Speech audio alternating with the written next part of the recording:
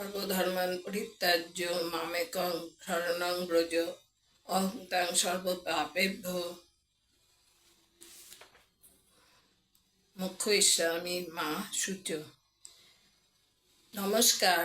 কাল আমি ভাগ্যরেখা সম্পর্কে বলেছিলাম, আর কটা পয়েন্ট আছে তাই আজকে বলবো। ভাগ্যরেখা যদি হাতের নিচের দিকে ভগ্ন হয় তাহলে আকস্মিক অসুস্থতা, পেটের রোগ, আঘাতপ্রাপ্তি প্রভৃতি বোঝায়। এছাড়া অর্থনাশ, অশান্তি, মানসিক কষ্ট প্রভৃতি বোঝায়। ভাগ্যরেখা যদি সোজা বা সরল না হয়ে মাঝে মাঝে তরঙ্গায়িত হয় তাহলে যে স্থান জুড়ে ওই রকম থাকে ততটা বয়সে জাতকের মনে নানা অশান্তি থাকে, অর্থকষ্ট, শ্রমের দ্বারা উপার্জন বোঝায়। কেতুর ক্ষেত্রে বা কেতুর কেন্দ্রে যদি ভাগ্যরেখা ওই রকম আঁকাবাঁকা হয় তাহলে জাতকের শারীরিক অসুস্থতা, দুর্বলতা, বুদ্ধির স্বল্পতা নির্দেশ করে। ভাগ্যরেখা সোজা মণিবন্ধের উপর থেকে উঠে শনির ক্ষেত্রে যায় এবং তা থেকে দুটি শাখা বের হয়ে একটি অনামিকার নিচে এবং একটি বৃহস্পতির ক্ষেত্রে যায় তাহলে জাতক ধনী, মানী, রাজা, রানী, মন্ত্রী হবে। জাতক বিপুল সম্মান পাবে এবং বহু লোককে সে সাহায্য করবে। ভাগ্যরেখা যদি শুক্রের ক্ষেত্র থেকে উঠে উপরের দিকে শনির ক্ষেত্রে যায় তাহলে তা প্রেমময় জীবন বোঝায়। ভাগ্যরেখা যদি আয়ুরেখা থেকে না উঠে পাশ থেকে ওঠে এবং উঠতে না উঠতে মাঝখানে আয়ুরেখাকে স্পর্শ করে তবে খুব অল্প বয়সে জাতকের উপর সংসারের চাপ এসে পড়ে। ভাগ্যরেখা একটি সরল, গভীর ও অভগ্ন রেখা উঠে চন্দ্রের স্থানে গেলে ভাগ্যরেখা থেকে একটি সরল, গভীর এবং অভিন্ন রেখা উঠে চন্দ্রের স্থানে গেলে জাতকের বিদেশ ভ্রমণ বোঝায়। বিদেশ যাত্রা থেকে অর্থপ্রাপ্তিও বোঝায়। ভাগ্যরেখা মঙ্গল থেকে উঠলে পুলিশ বা মিলিটারি চাকরিতে স্থায়ী অর্থ উপার্জন হয়। ভাগ্যরেখা হাতের মধ্যভাগ থেকে উদ্গত হয়ে শনি পর্বতে গমন করলে ওই জাতক বিশেষত স্বীয় প্রচেষ্টার মাধ্যমে জীবনে সাফল্য লাভ করে। জীবনের প্রথম ভাগে ভাগ্যরেখা অনুপস্থিত কারো হাতে জীবনের প্রথম ভাগে ভাগ্যরেখা অনুপস্থিত পরিলক্ষিত হয়, পরে ওঠে। এ থেকে বোঝা যায় জাতকের স্বাস্থ্য প্রথম দিকে দুর্বল ও খারাপ থাকায় তার ভাগ্যোন্নতি হয়নি। ভাগ্যরেখা হৃদয় রেখাতে থেমে গেলে 50 বছর বয়স পর্যন্ত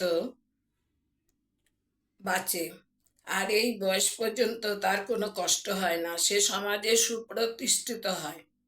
ভাগ্যরেখা যদি শিরোরেখাতে থেমে যায় 35 বছর বয়স পর্যন্ত সে অবলীলাক্রমে ভাগ্যকে সুপ্রসন্ন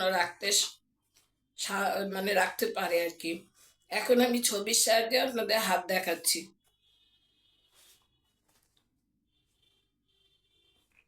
এটা একটা হাত, এই হাতটাই মণিবন্ধ থেকে ভাগ্যরেখা উঠেছে শনি পর্বতের দিকে।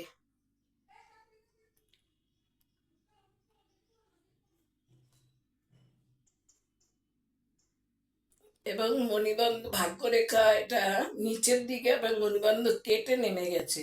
এদের জীবনে দুঃখ কষ্ট থাকে। ভাগ্যরেখা এই ভাগ্যরেখাটা হচ্ছে শেষ ভাগে, ভাগ্যরেখার শেষ ভাগে দেখা যাচ্ছে যে ক্ষুদ্র ক্ষুদ্র রেখা অঙ্কিত থাকলে, ক্ষুদ্র ক্ষুদ্র রেখা অঙ্কিত আছে, এরা সশ্রম কারাদণ্ড ভোগ করে। ভাগ্যরেখার শেষ প্রান্তে যদি এরকম ছোট ছোট রেখা থাকে একটা এরো রেখার উপরে, তাহলে ওরা সশ্রম কারাদণ্ড ভোগ করে। ভাগ্যরেখা হাতের মাঝখানে 3টি ঊর্ধ্বরেখা আছে, একটা বৃহস্পতি আঙুলে দিয়ে গেছে, একটা শনির আঙুলে দিয়ে গেছে, একটা রবির আঙুলে দিয়ে গেছে। একটা তর্জনীর দিকে গেছে, একটা অনামিকায় গেছে, একটা মধ্যমায় গেছে। এরকম জাতক রাজতুল্য সম্মানের অধিকারী হয়। ভাগ্যরেখা মঙ্গল থেকে উঠেছে, এই যে মঙ্গল থেকে, এটা মঙ্গলের স্থান আমাদের হাতে, এটা মঙ্গলের স্থান। এই মঙ্গল থেকে ভাগ্যরেখা উঠে শনির দিকে গেছে। এই জাতক পুলিশ, মিলিটারি চাকরিতে অর্থ উপার্জন করবে। ভাগ্যরেখার উপরে বৃত্ত চিহ্ন, ভাগ্যরেখার মাঝামাঝি জায়গায় বৃত্ত চিহ্ন, ফলে জাতক ব্যভিচারী হয়। ভাগ্যরেখার প্রান্ত ভাগে ক্ষুদ্র ক্ষুদ্র রেখা আছে, এই যে ভাগ্যরেখার প্রান্তে ক্ষুদ্র ক্ষুদ্র রেখা আছে, জাতক কারাদণ্ডে দণ্ডিত হয় এরকম রেখা থাকলে। ভাগ্যরেখা সোজা না হয়ে যদি তরঙ্গায়িত হয়, সারা জীবন অশান্তিতে অতিবাহিত হয়। জাতকের কঠোর পরিশ্রম করে অর্থ উপার্জন করতে হয়।